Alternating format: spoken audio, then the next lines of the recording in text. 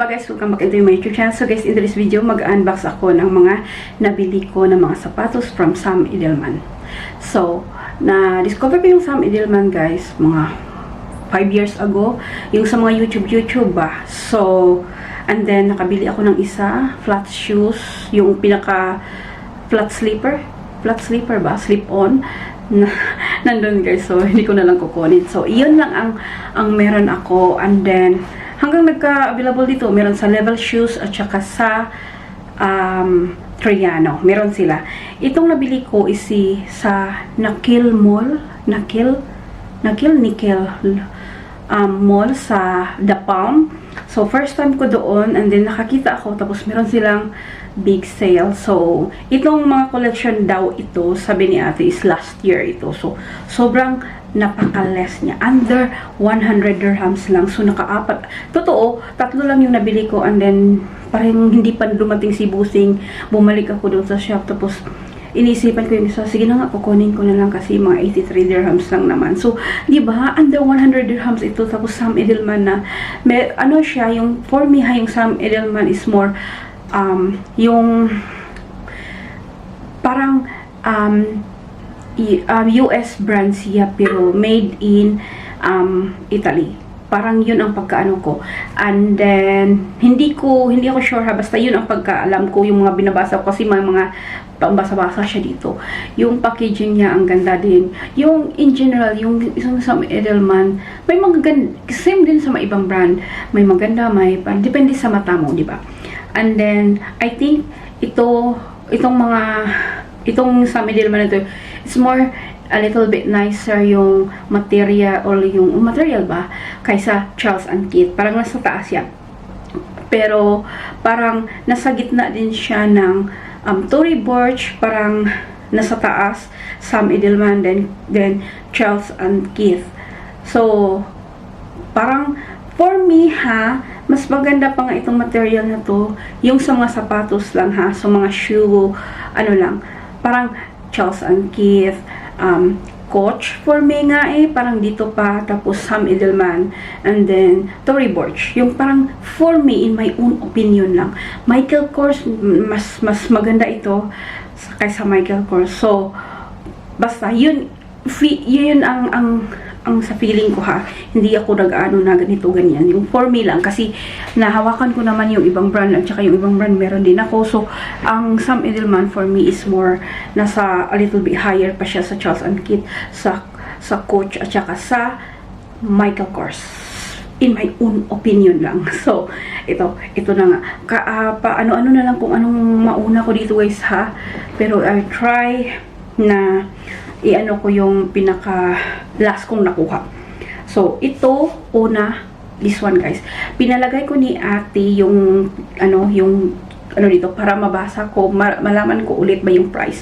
Original price nito is 550, naging 83 dirhams lang. Sobrang swerte ko kasi may mga sizes pa akong natira kasi maliit yung size ko, size 35, minsan 36 or 35 and a half. Very rare ako magka 36. Anyway, ito na siya. So 550 naging 83 dirhams. Sino bang hindi bibili niyan, di ba? So sa mga nabayaran ko nito, parang isang shoes lang ang ano. So this one is the Cleo white leather. So ang ganda talaga niya. So Cleo white leather. Ito na siya. Yung packaging pa lang guys, parang ang mahal na siya. Ayan. And also, may ganito si Sam na parang story something. So, I read na yung kaunti lang na parang, ayoko na lang. So, ito siya. At ang ganda din ng packaging niya kasi meron siyang shoe bag. Hindi naman yung parang bag. So, ayan siya. So, tingnan niyo yung packaging. Ang mahal ng packaging ba?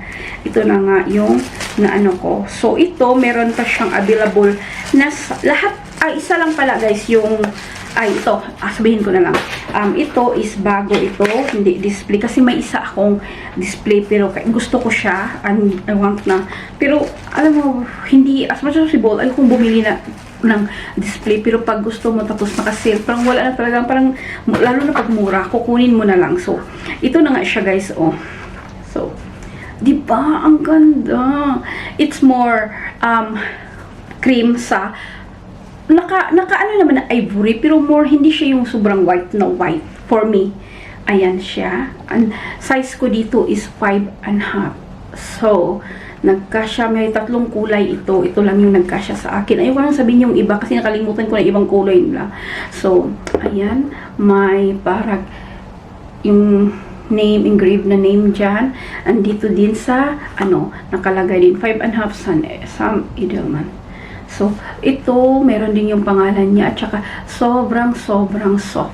So, ayan siya. So, medyo a little bit like, hindi siya yung, paano doon to, a little bit like round 2, something like that, charot. So, ayan, so, sobrang, ano niya talaga, tingnan mo yung pa-real talaga na leader niya. So, mamahalin talaga siya ba? So, yan na yung una. Next one is, saan ako, charot. Ito is one of my favorite. Charot. This one is 630 dirhams, naging 95 dirhams. O, diba? Ang size ko dito is 5.5. So, this one is the Loca Ivory Leia. So, Leia. So, ayun siya. Sobrang excited ako nito kasi ito yung unang tinry ko kasi gusto ko yung sa line nila nito so each box na meron siyang mga ganyan yung mga story thingy, and each box there's a may pa ganyan siya talaga guys, may yung shoe bag. So charan, ayan siya, it's a loafers. So I think meron siyang maraming loafers na ito is more like mag-i-stretch siya kasi meron siya yung structure lang, charot. So, anyway, isa lang ipakita ko sa inyo ha. Ay, i-open ko na lang para makita ba. Dito sa bahay, sinusuot ko na ito yung parang magamit ko na ba or something na di ba pag may mga sapatos o pag bago masakit. So, ayan siya. Hindi siya puti ha, more creamy siya and very soft yung sa paahan niya. So, may pa Sam Edelman thingy dyan. At saka, yan yung yung parang double E siya, parang Edelman lang ata yan. So, ganyan siya. It's gold hardware, charot. So, ayan. Kaso nga lang ito, syempre, dahil sa material soft siya, magka-crease, pero hindi naman office. Tingnan nyo, guys. Ayan. Like, a real leather. So, ayan siya. Yes, ito is like, hindi naman ito yung uso or kinuha ko lang siya kasi nagustuhan ko naman. Hindi naman din ako when it comes sa mga shoes, kung anong uso, kung anong hindi. Kumbaga yung, I think magamit ko pa din naman. So, madaming kulay din ito doon. Ito lang yung merong available ako na size ko. Kasi, yung ibang sizes is mag-start na ng 6 to 6 pataas. So, nagkasya sa akin is 5.5. Buti na lang. So, ito siya. Diba? Ang ganda. So, next one is, tingnan ko. Kasi gusto ko ito. Ito guys is, last na piece na naka-display. Pero sabi ni ate, hindi naman matagal itong display kasi, anong tawag doon, kaunti lang yung maliit na size na dinidisplay nila. Hindi sila nagdi-display ng smaller size, kumbaga, parang start ng bigger size kahit anong brand naman. So ito yung is 590 naging 89 dirhams. So sabi ko sige na lang ate, okay lang. So ayan siya. This one is si Elisa DKNTRL Raffia. So Raffia. So sinabi ko na ba? 590 nga. So ito siya. Ang box pa lang, parang winner na siya ba? Kasi, ang mahal. Tingnan mo pa. Para siya talagang look siya. Mid, hindi din naman siguro ito mid-range. Hindi ko alam. So, ayan. Another, talaga, balot. And, ito siya, guys. Ito siya. Ayan, Raffia. Ang lang dito, kasi, may sticker nga dito, tapos ito, kinuha ko ba? Sige lang, okay lang. Sa, naman, wala naman din yan. Pag, na natin, nasuot. So, ito siya. yes, it's kinda a little bit oldish dahil dito sa paganito. And okay lang ako niyan.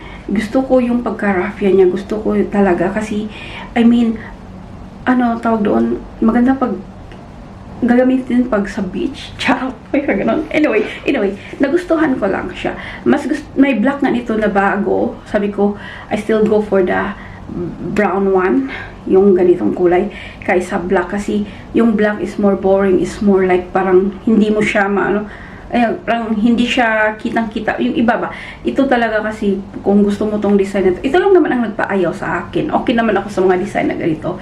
So, parang iniisip ko nito like, summer, beach, na raffia, ganyan. And then, ayan, okay na ako. So, ayan, oh. Ayan. So, okay lang makuha natin yung ano naman, mawala din yan sa katagalan. So, ayan guys, sobrang gustong-gusto ko. Kaya, kinuha ko talaga kasi gusto ko yung kulay. So, ayan. So, the next one and the last one na nabili natin, ito yung binalikan ko. Kasi nung una parang 50-50 ako. Pero sabi ko, sige na nga, mura lang naman. And also, wala akong ganito. Ito siya, ng box. Again, this one is 590 again. Naging 89 na lang. So, this one is si Julia Ivory Leia. So, ang size ko dito is size 6. So, nagkasya yung 6. Kasi, yung style siguro niya, it's more smaller or something. Ito siya. This one is a new one. Isa nga lang yung hindi nyo sa akin. Yung isa kanina, yung raffia.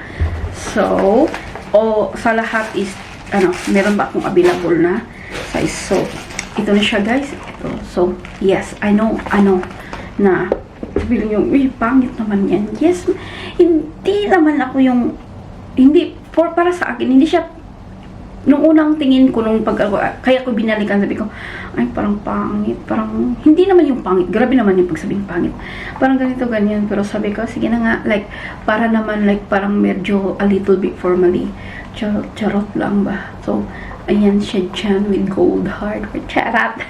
And may kaunting, parang takong talaga. Soft yung paahan niya. So, ayan siya. Hindi siya white. More a little bit creamy, ivory-ish. So, ayan. So, ayan. Ito hindi ko pala nakuha. Nakuha ko na yung isa kanina. So, ayan siya. So, wala lang. Like, for mag-slacks. Kasi meron akong mga slacks, diba? So, parang ganun ba? Parang formal or thingy or cover lang. Ako guys, diba mahilig ko sapatos? Yung pag gusto ko mag-chinelas or something, yung mga chinelas ko is like open. Sobrang lamig ng paa ko. So, kaya ko pala ito. Sabi ko, sige na open, cover sa paa. So, maganda din naman. So, leather siya talaga. So, ayun, sobrang saya ko kasi nakaapat ako. Tapos, under 100 each lang, diba? So 590 yung isa.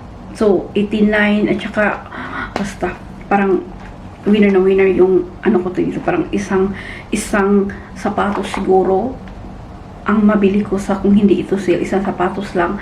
Tapos ito, nakaapat ako sa isang presyo or less pa ba? Hindi ko alam. Wala akong matmat. So, anyway, ayun na guys. Ito nga pala guys is part of what I got for my birthday. Siniparate ko siya kasi apat. Para, for naman, meron akong like, parang some shoes lang siya talaga. So, ayun na guys. Thank you for watching. Please don't forget to like, subscribe, and I will see you again soon. Bye-bye!